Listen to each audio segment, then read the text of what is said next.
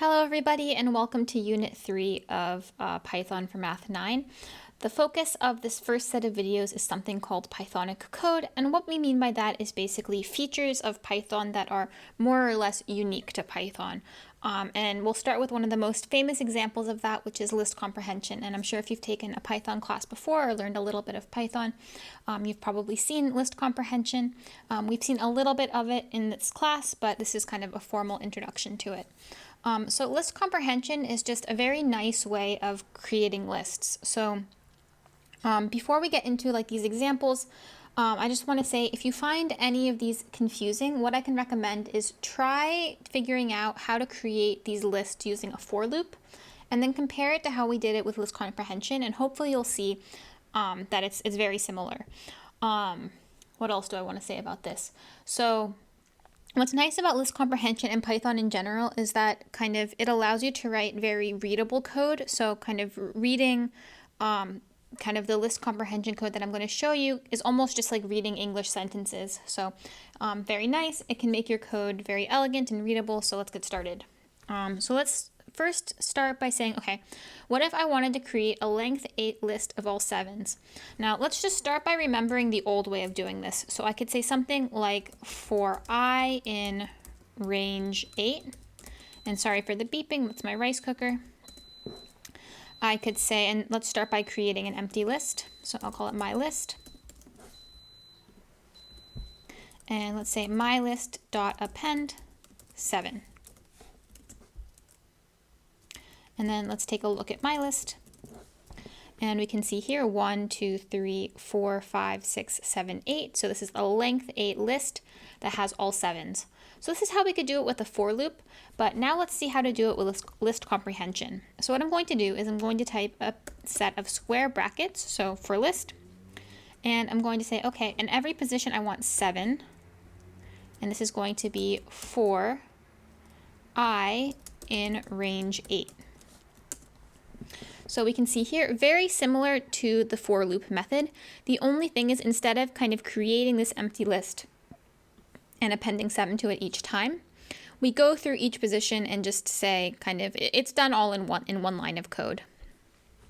So again, for loop, list comprehension, very similar, but hopefully this one here is a little bit more readable. It's a little bit easier to see what's going on. So let's take a look at another example. So here, let's say I have my list equal to this list. So let me copy it into a code cell. Here's my list. And now I want to square each element in my list. So again, to use list comprehension, I'm going to start with square brackets. And let's not worry at first about what needs to go here in this first position. I know for a fact that I need to iterate through every element of my list. So I'll say for x in my list. So what this is going to do is it's going to go through every element of my list. Now notice if I put x here and run it, this gives me exactly my list because it says first -1, then we put it, then 4, then 2, and so on. So we didn't want x, we wanted to square each element. So instead of having x here, I'm just going to square it. So now we get 1, 16, 4, 9, 100, 4, and 16, just like we would expect. Try this next example. So I want to get the list of elements from my list that are only the even numbers. So let's try something similar. So again, we're going to want to go through every element of my list. So for x in my list. And if it's even, well, we want to keep it. So x for x in my list. But now here's how we can introduce an if statement in list comprehension. So I'm going to say x for x in my list if. Now here's how we can check even odd in Python. We can say x%2. So if the remainder of x divided by 2 is equal to 0, well, that means x is even. So we keep x. Else we don't do anything. So let's take a look. We can see here we get 4, 2, -10, 2, and 4. If you're comfortable with modular arithmetic, this percent is just mod 2. So we're saying what's the remainder of x divided by 2? Otherwise, if you don't want to think about modular arithmetic, what you can memorize is that if x%2 is equal to 0, then that means x is even.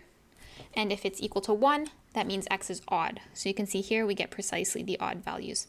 But let's switch it back to 0 so we get the even numbers.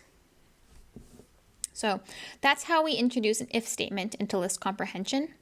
Let's see now how we could do an if else, because here if it was else we didn't do anything. But now, okay, so I want to replace each negative number in my list with 0. So the syntax here is going to be slightly different. So again, I'm going to say I need for x in my list. But here's where things are a little bit different. If I'm going to have an if and an else statement, then here's how I need to make things different. So let's think about it as, okay, I want to replace each negative number with 0. Otherwise, I want it to stay the same. So if x is greater than or equal to 0, I want to keep it the same. So if x greater than or equal to 0, else, otherwise, I want 0. So let's run it and see. So notice here we had -1 that's replaced with 0, then 4, 2, 3, -10 gets replaced with 0, and then 2, 4. So something that's just worth getting used to is if I'm just going to have an if statement by itself, so no else, then that can go after. That has to go after for x in my list, this for statement. But if I'm going to have an if and an else, then it has to go before. So just something to keep in mind, and it's just worth getting comfortable with. Another way that we could do this, just so that we can see, so here I did it is x if x is greater than or equal to 0. I could have just as well done 0 if x is less than 0, else x for x in my list.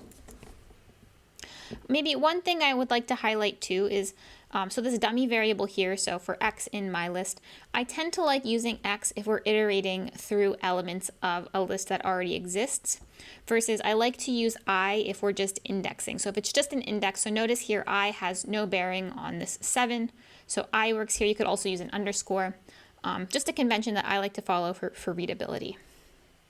Great. Let's take a look at this next one. So make the length a list of lists. So we have 0, 1, 2 is one element, 0, 1, 2 is the next element. So it's a list of 8 lists, and each of the lists it contains has 3 elements. So this is probably easier than you would expect if you haven't kind of seen this thing before. So I can say for I in range 8, because remember I'm indexing, I just want to do something 8 times. And I want to put 0, 1, 2. So let's run it. And you can see here, yep, that looks good. So I have a list, and it has this 0, 1, 2, 8 times. And if you're suspicious of the length, we can check length of, let's call this list. And I can do length of list, and we see that's exactly equal to 8. So just like we would expect. Let's take a look at this next one. So make the length 24 list that goes 0, 1, 2, 0, 1, 2, so on and so forth. So almost exactly the same as this one up here, except it's flattened, right? So we've kind of removed the list structure from around each kind of set of 3 elements, 0, 1, 2.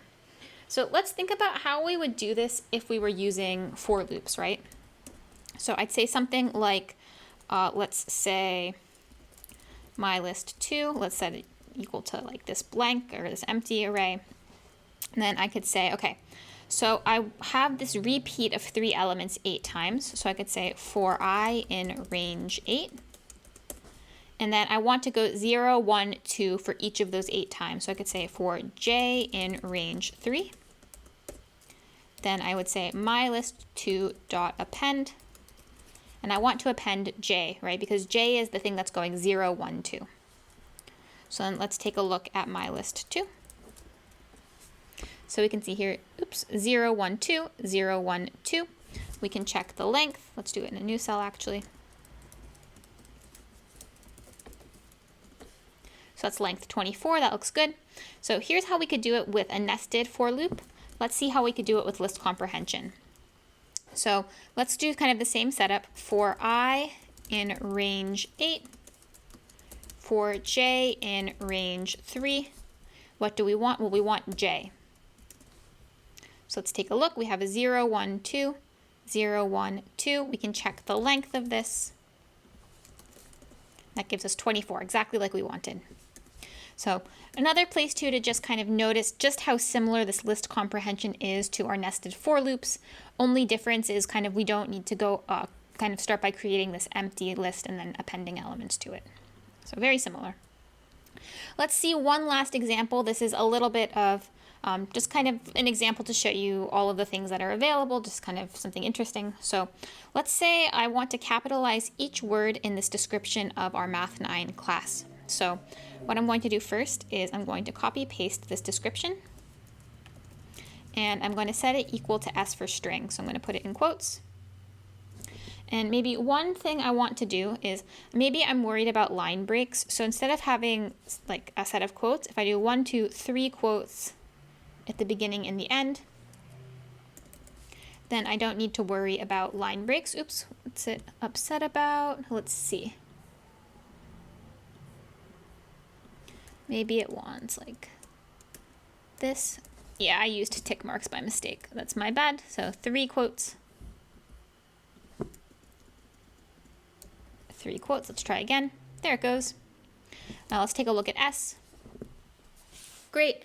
Again, maybe I don't think there's any line breaks in this initial one, but maybe I do something like this,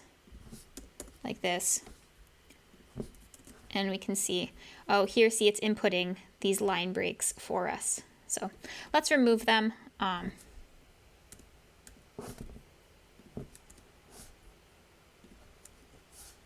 right, that should be better.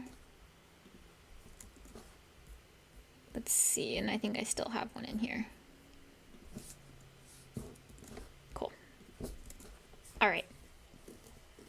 Very good. Okay, so here's our string S. Now, maybe the first thought is I might want to try something like C for C in S. But what this is going to do is it's going to go character by character. So it's going to go every letter in introduction, then it has the space, then TO, then the space. So this isn't quite what we want. So instead, I'm going to kind of show you a string method that we can use. It's called split. So if I do s.split, what this does is it's going to, every time it kind of sees a space, it's going to kind of break and kind of form a new string. So here's how we can get all of the letters. And now what I'm going to do is, notice this is a list of words. I'm going to call this word list. And maybe if we want to take a look at it again, oops. Maybe not, it's kind of long. I'm going to delete it. Okay. But now we can do something like C for C in word list. Here's our words. And what we can do now is we can just say, well, C dot, there's a method capitalize.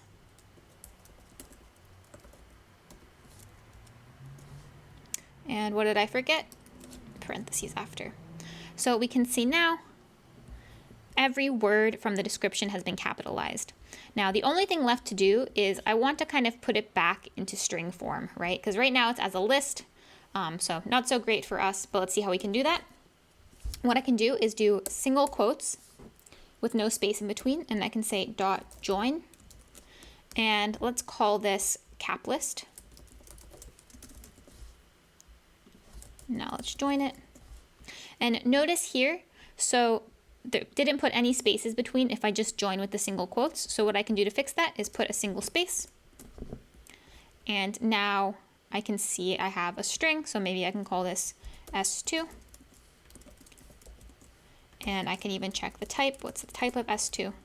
And we can see this is a string. So I think this is a good place to end the video. Like I said, if any of these don't make sense, try figuring out how you could do it with a for loop, and then notice how similar it is to the list comprehension version. So thank you for watching, and I will see you in the next video.